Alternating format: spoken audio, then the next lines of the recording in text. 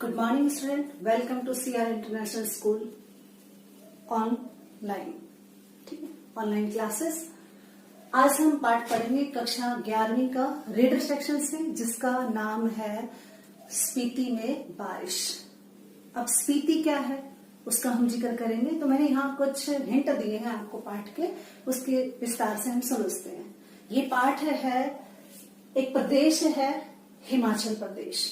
कहाँ की बात करेंगे हम? हिमाचल प्रदेश की बात करेंगे। यानी कि हिमाचल में कभी आप घूमने गए हो, या कभी मौका मिले, या कभी आप नेट पे सर्च किया हो, तो वहां पर देखिएगा कि हिमाचल प्रदेश एक बर्फीला इलाका है जहां पर बर्फ रहती है, ऊंचे पहाड़ हैं, हरी भरी मतलब हरियाली है वहां पर। अब वो कहते हैं स्पीति जो है वो प्रदेश हिमाचल में है। ठीक है, और जिला है हिमाचल प्रदेश का, जिला है स्पीति, जिसकी तहसील है लाहुल। ठीक है, यहाँ पर ये नाम 2-3 आते रहेंगे, इसलिए मैंने यहाँ पे लिख दिए हैं। ठीक है, हिमाचल प्रदेश में जिला है स्पीति और स्पीति जिले में तहसील है लाहुल। ठीक है, तो कवि लेखक जो है वो जिक्र करता है स्पीति जिले की, कि स्पीति जिला जो है हिमाचल प्रदेश का वो कैसा है। इसके पहले मैंने यहाँ पर लिखा था कि पाठ का उद्देश्य क्या है। स्पीति में बारिश से लेखक क्या समझाना चाहता है? लेखक ये समझाना चाहता है कि दुर्गम पहाड़ी इलाकों में ऐसे बहुत सारे इलाके हैं, बर्फीले और पहाड़ी इलाके हैं, जहां पर आबादी नहीं है, नाम मात्र आबादी है। नाम मात्र का मतलब बिल्कुल है ही नहीं। कहते हैं ऐसे क्षेत्रों को आबाद करने की जरूरत है, ऐसे क्षेत्रों को बसाने की जरूरत है। क्यों बसाने की जरूरत है, जब हम पाठ पढ़ेंगे तो आपको कारण पता चल जाएगा। लेकिन जिक्र करते हैं थोड़ा सा पहले। तो वो कहते हैं कि स्पीति है और तहसील उसकी लाहुल है। अब इतिहास में वर्णन ना होना, कि कहीं पर भी आपने स्पीति के बारे में हिस्ट्री की किताबों में, भूगोल की किताबों में आपको कभी भी जो स्पीति है उसका वर्णन नहीं मिलता। कहीं पर भी आपने पढ़ा हो स्पीति के बारे में, हिमाचल प्रदेश के बारे में पढ़ा है, लेकिन क्या कभी आपने स्पीति के बारे में पढ़ा है? नहीं पढ़ा। कहते ऐसा क्या कारण है कि स्पीति के बारे में इतिहास में कहीं पर भी वर्णन नहीं है? उसका एक सीधा सा कारण वो बताता है कि दुर्गम वहां पर रास्ते हैं, कि वहां पर पहुंचना ही बहुत मुश्किल है। ठीक है, कि रास्ते ही इतने भयानक और कैसे हैं, खड़े रास्ते हैं, घुमावदार रास्ते हैं, जहां पर पहुंचना असंभव है। दूसरा, वहां पर ऊंचे पहाड़ हैं, यानी एकदम खड़े पहाड़ है, वहां पर कोई ढलाई नहीं है जहां पर आप किसी भी साधन से वहां पर पहुंच सके। इसलिए वहां के रास्ते बड़े दुर्गम है, ऊंचे पहाड़ है और बहुत ठंड है। यानी चलो मान लिया रास्ते दुर्गम हो, कोई ना कोई रास्ता बना ले, ठीक है, लेकिन फिर ऊंचे पहाड़ आ जाते हैं, बिल्कुल एकदम खड़े, आप रास्ता कहां से निकालोगे? तो कहते एकदम खड़े पहाड़ है। तीसरा, वो कहते हैं वहां ठंड बहुत ज्यादा है, हद से ज्यादा वहां पर ठंड पड़ती है। कहते हद से ज्यादा कह रहा है वो, क्यों? क्योंकि वहां पर सदा लगभग 9-10 महीने बर्फ जमी रहती है। 12 महीने में से सिर्फ 9-10 महीने बर्फ जमी रहती है। 2 ही महीने होते हैं जिसमें थोड़ा सा मामूली सा फर्क पड़ता है, ज्यादा नहीं पड़ता, मामूली सा फर्क पड़ता है ठंड में। जैसा हमारा जनवरी फरवरी का महीना होता है, जनवरी में तो हमारे यहाँ बहुत ठंड पड़ती है, फरवरी में नॉर्मल हो जाता है। फरवरी का आसपास का जो महीना है, ऐसे सिर्फ 2 महीने रहता है। अब 2 महीने में क्या कर ले वो लोग? 8-9 महीने बर्फ से घिरे रहना, ऊंचे पहाड़ों से घिरे रहना, कोई रास्ता ना होना। कहते इसलिए वहां पर जाना ही असंभव है, और इसलिए वहां पर स्पीति का वर्णन कहीं भी इतिहास में नहीं मिलता।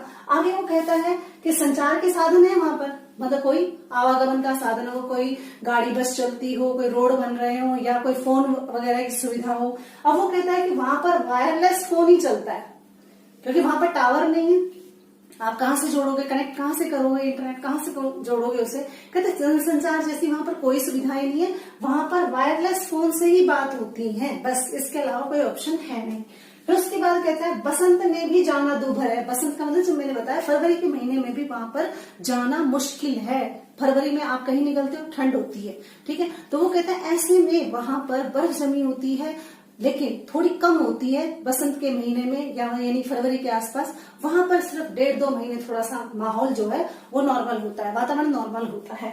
उसके बाद प्राचीन ब्रिटिश काल में भी स्वतंत्र रहा। कहते ये स्पीति जो है ये एक ऐसा जिला था जब ब्रिटिश शासन था तब भी ये स्वतंत्र था, इस पर किसी का राज नहीं था। बस वहां पर कोई सूबेदार नियुक्त कर दिया जाता था, ठीक है, और सूबेदार अपनी मन मर्जी का मालिक होता था। क्यों? क्योंकि वहां देखने वाला तो कोई है नहीं, कौन आएगा? 8-9 महीने जहां बर्फ रहती है कौन देखने आता है? पहुंचना ही बड़ा मुश्किल है। तो कहते ब्रिटिश शासन में भी ये जो है स्वतंत्र ही रहा। राजा का दूत भी, कहते मान लीजिए किसी ब्रिटिश शासन ने अगर कोई संदेश देना भी चाहा या देखा कि जाओ स्पीति में देखाओ क्या कैसे चल रहा है सब कुछ, कहते आने में ही 8-9 महीने लग जाते थे। तो पहुंचने में कितना लगे? 2 साल। तो 2 साल में तो पता नहीं क्या कितने आक्रमण हो जाते हैं, कितने दुनिया बदल जाती है, कितने विचार बदल जाते हैं, कोई बात आई गई हो जाती है। तो कहते हैं 8-9 महीने ऐसा लगता था। कोई दूत भी भेजते, संदेश भी भेजते तो 8-9 महीने तो आने जाने में ही लग जाते थे। और क्या है, आक्रमण के समय, कहते मान लीजिए किसी गलती से कोई सेना पहुंच भी गई वहां पर आक्रमण के समय, तो वहां पर वो लोग जो है इक्के दुक्के जो वहां पेड़ हैं, या तो वो उनके तनों को पकड़ के बैठ जाते हैं या फिर आपस में हाथ पकड़ के फिर चुपचाप आंखें बंद करके बैठ जाते हैं, और जब आक्रमणकारी निकल जाता है तब वो अपने अपने घर लौटते हैं। ठीक है, कहने का मतलब ये कि उनको यह बस जान बच जाए, हमारे पास जो भी कुछ है ले जाओ। हालांकि वहां ले जाने को कुछ नहीं है, ना वहां पे धन है, दौलत है, ना खेती है, ना बाड़ी है, ना व्यापार है, कुछ भी नहीं है। कहते क्या लेकर जाएगा? ऐसे में वो कहते हैं कि हम आंखें बंद करके आक्रमणकारी जो लूटना चाहे लूट ले, लेकिन हमारी जान बकस से, इसलिए हम चुपचाप बैठे रहते हैं आंख बंद करके, और जब वो चला जाता है तब हम अपने अपने घरों को लौटते हैं। अब वो कहता है कि जनसंख्या कितनी है। अब जनसंख्या के हिसाब से वो बता रहा है कि भाई 1 मील के डिस्टेंस पर, यानी 1 मील की दूरी पर 4 घर। हमारे यहाँ तो क्या है 100 मीटर में भी इतने सारे हो जाते हैं। तो वो कहते हैं 1 मील की दूरी पर सिर्फ 4 घर हैं। तो आप लगा लीजिए स्पीति का एरिया जो है, अभी हम पाठ में पढ़ेंगे स्पीति का कितना एरिया है। कहते उस एरिया में कितने घर होंगे?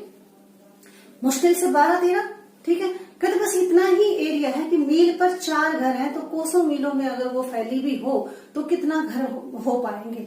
अब ये स्पीति के बारे में वो वर्णन कर रहा है कि कैसा है, उसकी जनसंख्या कितनी है, लोग कैसे हैं, कैसे होता है, कैसे शासन चलता है, इसके बारे में हम पाठ में पढ़ेंगे। तो आपको पता चल गया कि हम स्पीति में, कवि लेखक कहता है कि मैं एक बार स्पीति गया था और स्पीति में बारिश एक बार हुई थी, तो उस समय कैसा महसूस कर रहे थे लोग, वरना वहां बारिश होती नहीं है, ठंड में सिर्फ बर्फ ही जमी रहती है। ठीक है, अब आगे जब हम पढ़ेंगे, अब हम किताब पर चलते हैं। चलिए किताब पर। स्पीति में बारिश। स्पीति हिमाचल प्रदेश के लाहुल स्पीति जिले की तहसील है। लाहुल स्पीति का यह योग का मतलब जो दोनों का मिलाप है, ये भी आकस्मिक ही है। कहते हैं अचानक ही कह सकते हैं हम इसमें। इनमें बहुत योग अयोग नहीं है, कह नहीं सकते कि इसमें कुछ मिला जुला रूप है या मिला जुला नहीं है, ऐसा कुछ नहीं है। ऊंचे दर्रे का मतलब होता है घाटियां, ठीक, खाइयां। कहते हैं यहाँ पर ऊंची जो है वो खाइयां हैं, गहरी खाइयां हैं। कठिन रास्तों के कारण, यानी रास्ते बहुत कठिन है, इतिहास में भी कम ही रहा है। कहते हैं इसका इतिहास भी कम है। क्यों? क्योंकि यहाँ पर खाइयां ऊंची जो है पहाड़ हैं और गहरी खाइयां हैं, और कठिन रास्तों के कारण इसका इतिहास में कहीं जिक्र नहीं मिलता। और क्या कहते हैं लेखक? कहते हैं अलंघ्य भूगोल। कहते हैं अलंघ्य का मतलब जिसे लांघा ना जा सके, ऐसा भूभाग है वहां पर। यहाँ इतिहास का एक बड़ा कारक रहा है। कहते हैं यहाँ पर इतिहास नहीं मिल पाया है क्योंकि भूभाग ही ऐसा है कि वहां पर जाना असंभव है, इसलिए वो कहते हैं इतिहास में इसका जिक्र नहीं है। जबकि संचार में कुछ सुधार हुआ है। कहते हैं जितना आप सोचते हैं कि यहाँ पर संचार का मतलब जैसे टीवी, रेडियो, इस तरह की चीजें, मोबाइल, इंटरनेट, ये सारी चीजें, कहते हैं अब जबकि संचार में बहुत सुधार हुआ है, तब भी लाहुल और स्पीति के जो लोग हैं अक्सर वायरलेस सेट के जरिए ही बातचीत करते हैं। कौन? जो केलंग और काजा, यानी केलंग जगह का नाम है, ये भी काजा भी इस जगह का नाम है, के बीच खड़कता रहता है। यानी इन दोनों के बीच अगर कोई बातचीत होनी है तो वो भी वायरलेस सेट से ही होगी।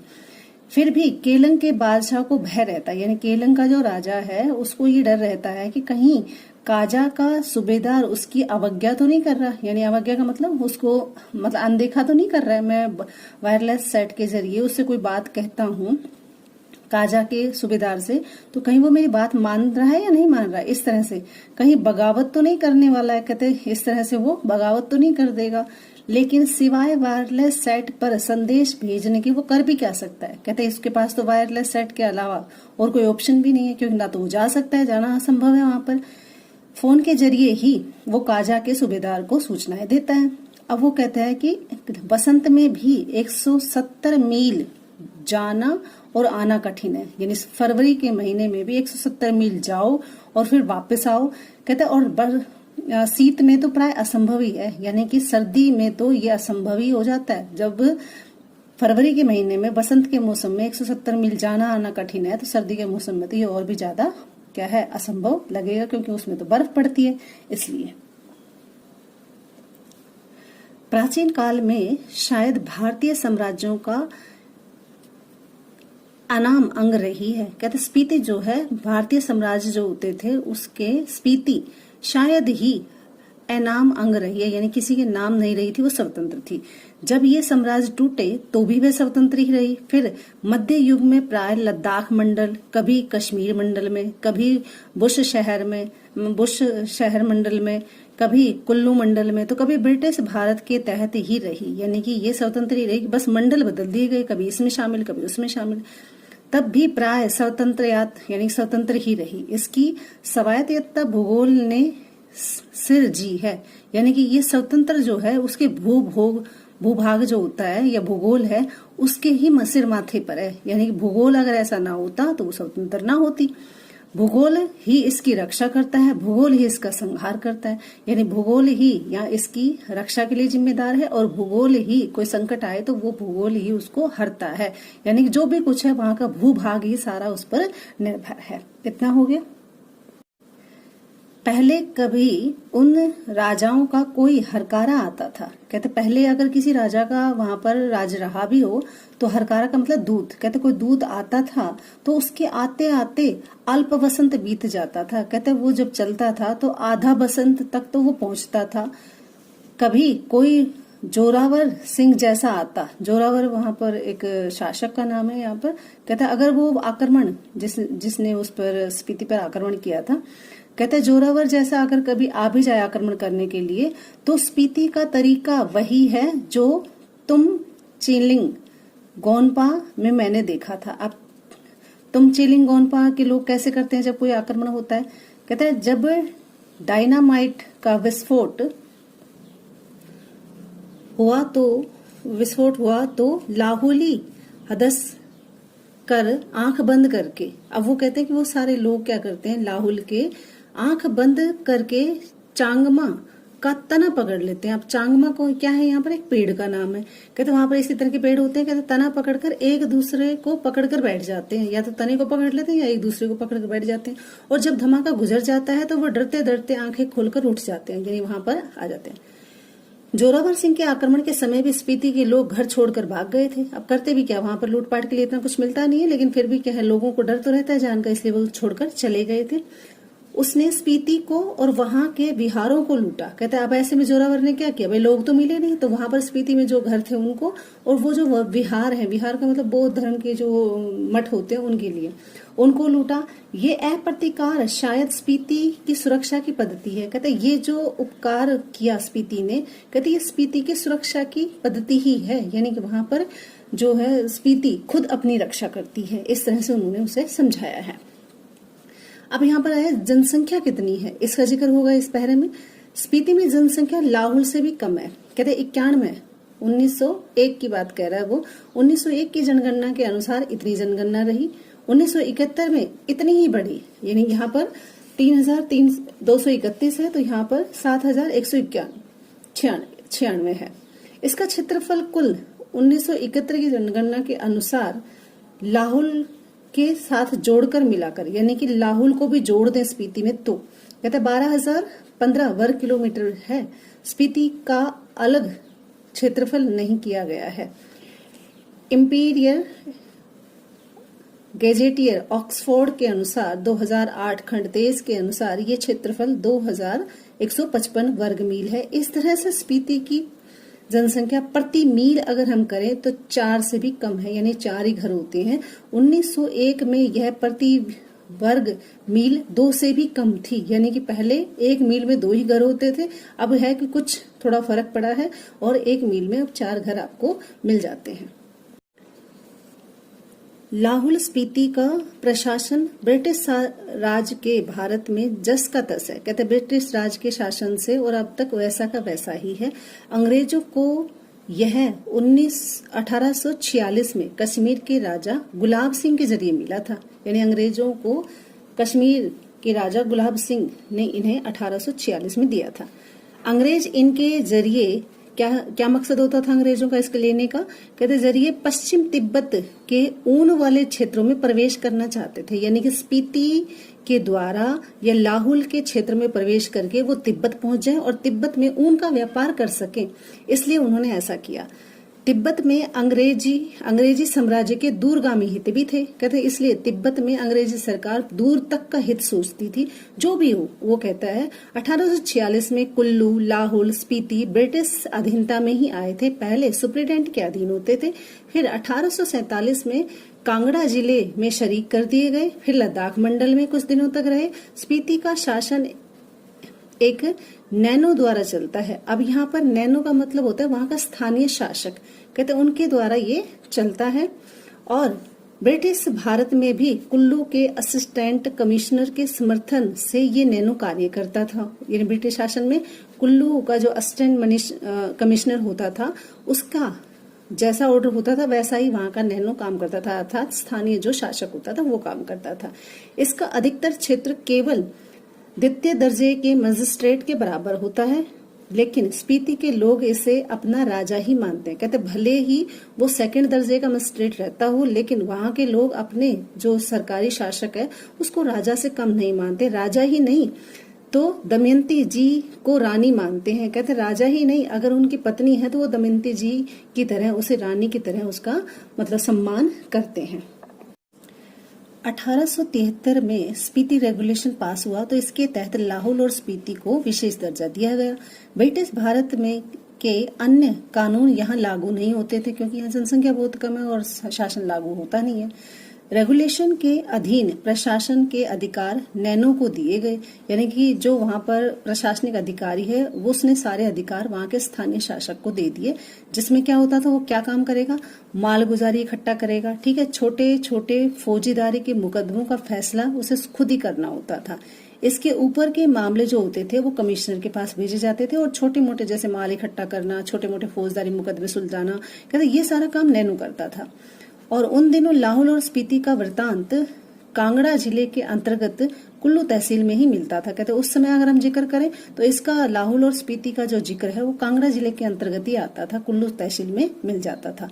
स्वराज के बाद 1960 में लाहौल स्पीति पंजाब राज्य के अंतर्गत एक अलग से जिला बना दिया गया जिसका केंद्र बिंदु केलंग में है। 1966 में जब हिमाचल प्रदेश, ये ध्यान दीजिएगा, 1966 में जब हिमाचल प्रदेश राज्य बना अलग से तो लाहौल और स्पीति उसका उत्तरी छोर का जिला हो गया और यह देश का सबसे अधिक दुर्गम क्षेत्र है।